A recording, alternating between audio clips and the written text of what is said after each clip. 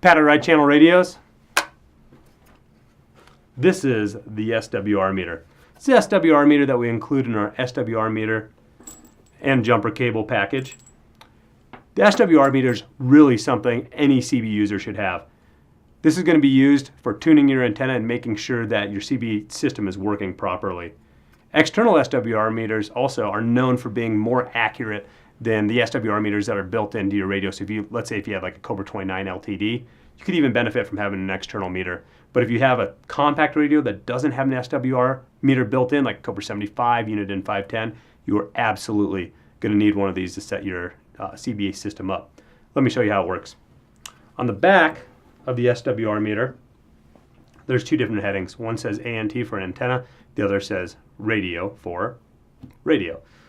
You hook up the coax to the radio, or that jumper cable between the SWR meter and the radio, and then essentially you make sure that the SWR meter is set up on FWD. You key your microphone, use this adjustment to zero in the needle up here. Then while you're keying your microphone, you take this, flip it down to REF. That'll give you your SWR reading if it was hooked up to a radio. And then that's how you measure your SWR. So you want to do that on channels 1 and 40, and then just adjust your antenna appropriately.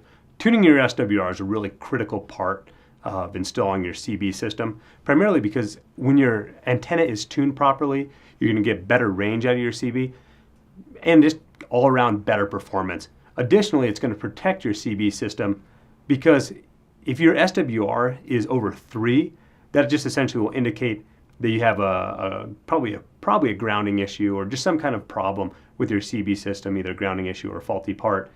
And if you do have that problem, it can actually hurt the components on the inside of your radio.